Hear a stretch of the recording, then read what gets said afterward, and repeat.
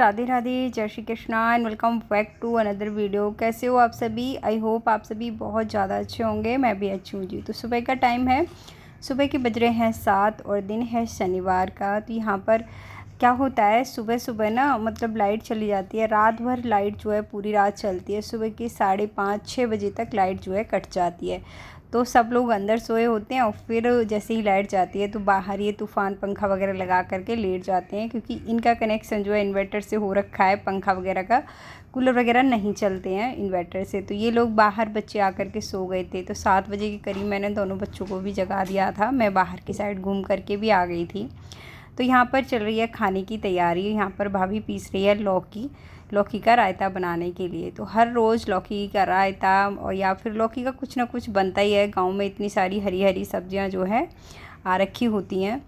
तो अंदर भी इस तरह से ही कुछ बेड वगैरह पड़े हुए हैं। वैसे तो सारे घर की झाड़ू पोछा सुबह सुबह भाभी जो है कर देती है, लेकिन फिर भी ना यहाँ पर सोए रहते हैं तो ये बेड वगैरह ऐसे ही रह जाते हैं। तो फटाफट से बेड वगैरह जो है मैं बना देती हूँ। उसके बाद नहाऊंगी और मम्मी के बहुत सारे ब्लाउज हैं जिनको मुझे सिल करके जाना है। और हो सकता है कि हम भी संडे को निकल जाएं अपने घर, मतलब कल निकल जाएं। तो अभी 2 ब्लाउज रह गए हैं सिलने के लिए, उनको मुझे आज ही कंप्लीट करना है। तो जल्दी जल्दी से मैं यहाँ पर जो भी काम है छोटे मोटे मैं हेल्प कर देती हूँ। मुझे अच्छा नहीं लगता घर जो है कहीं पे भी बिखरा रहता है। तो यहाँ पर मैंने बेड बना दिया है। उसके बाद यहाँ पे मैं झाड़ू लगा दूँगी और भाभी ने एक बार फिर से यहाँ पर पोछा लगा दिया था।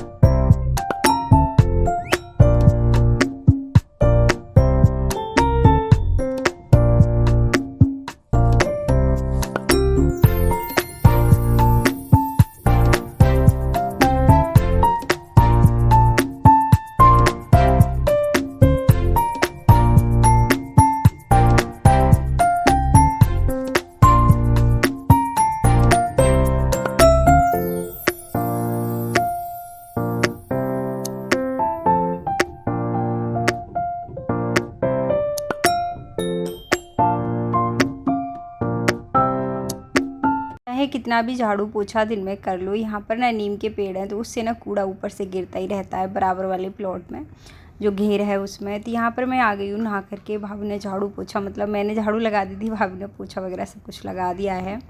तो अभी गोपाल जी वगैरह नहीं नहाए हैं। मेरे यहाँ पर बहुत सारे गोपाल जी हैं, मतलब 5 गोपाल जी हैं, सबसे बड़े फिर छोटे फिर उनसे छोटे। तो मैं सोच रही हूँ कि आज मैं ही उनको अच्छे से नहला धुला करके कर दूँ, क्योंकि मुझे ये सब करने का यहाँ पर मौका नहीं मिलता है। क्योंकि वही है, मैं वहाँ जा कर के पूजा पाठ वगैरह तो नहीं करती हूँ। तो आज यहाँ पर हूँ तो मैं उनको अच्छे से नहला दूँगी और उनको तैयार कर दूँगी। अभी ये लोग अपने अपने कामों में लगे हुए हैं। मम्मी गई हैं खेत पर, पापा मम्मी दोनों, और भाभी नहा तो लेती है लेकिन थोड़ा सा काम जो है सुबह को इतना सब कुछ फैल जाता है ना, तो पूजा वगैरह जो है बाद में लास्ट में एकदम शांति से बैठ कर के करती है। तो गोपाल जी भी इतने बड़े बड़े हैं ना, अकेले उठते नहीं हैं। ये वाले गोपाल जी हैं, ये हैं शायद 21 नंबर के, पता नहीं है मुझे इतना, लेकिन बहुत बड़े हैं, अकेले से उठाना थोड़ा सा मुश्किल हो जाता है।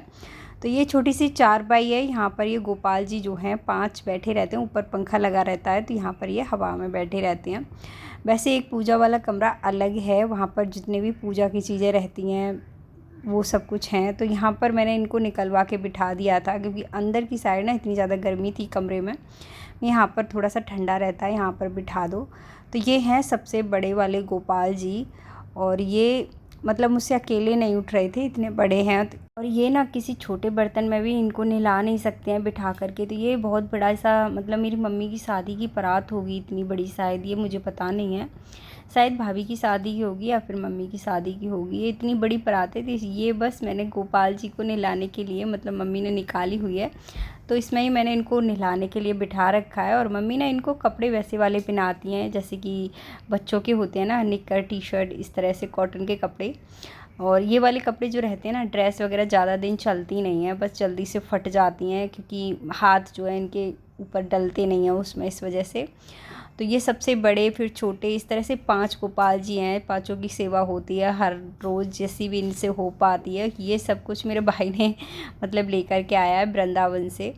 तो यहाँ पर मैंने इनको अच्छे से नहलाया, चंदन लगाया और यहाँ पर दूध, थोड़े से फूल वगैरह मैं लेकर के आ गई थी, क्योंकि यहाँ पर तो मैं इनको नहीं रोज़ रोज़ नहला सकती हूँ।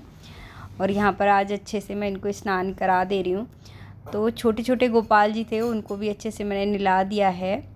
और उसके बाद अभी मैं इनको कपड़े पहना दूँगी।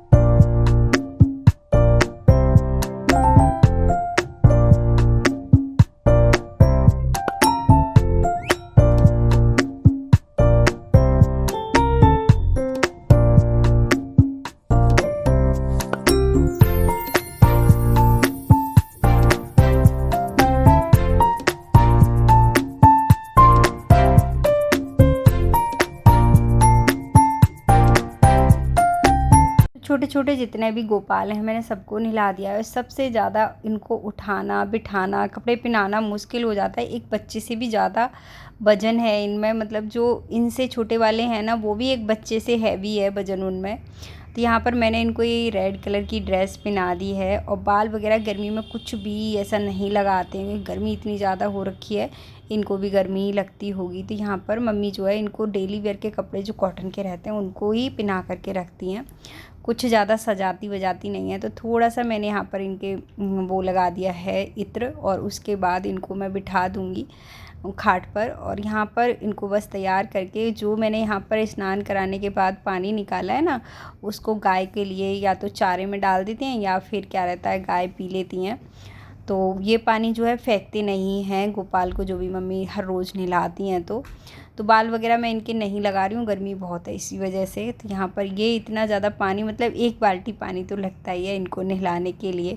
तो ये नहा धो करके हो गए हैं रेडी। और आप देख सकते हो इनकी ब्लू ब्लू आँखें हैं ना, बिल्कुल ऐसे लगता है कि ये देख रहे हैं हमें। और उसके बाद मैंने इनको लगाया है भोग। तो खाना भी नहीं बना है, तो खाने में अभी सिर्फ नाश्ते में मैंने अपने लिए बनवाया था दलिया और साथ में थे लौकी का रायता। तो मैंने उसी का ही भोग इनको लगा दिया है। और इनको नहलाने में मेरी हालत ख़राब हो गई है, गर्मी इतनी ज़्यादा हो रखी है, पसीने पसीने। तो इसी खाने से मैं लगा दूँगी इनको भोग। उसके बाद मैं नाश्ता कर लूँगी, वही सुबह की मेरी दवाइयाँ रहती हैं, तो नाश्ता कर लूँगी मैं दलिया वगैरह का। और बच्चे क्या रहता है, बच्चे तो सुबह को टोस्ट या फिर ब्रेड वगैरह खा लेते हैं, मुझे नहीं अच्छे लगते हैं चाय के साथ ब्रेड वगैरह। तो यहाँ पर मैं खा रही हूँ दलिया और रायता, और उसके बाद मैं बैठ जाऊँगी सिलाई करने के लिए। तो यहाँ पर ये वाला ब्लाउज़ जो है मैंने बस काट लिया है अस्तर को। अभी जो मेन फैब्रिक है उस पर मुझे इसको जॉइंट करना है, और उसके बाद मैं इसकी कटिंग कर लूँगी।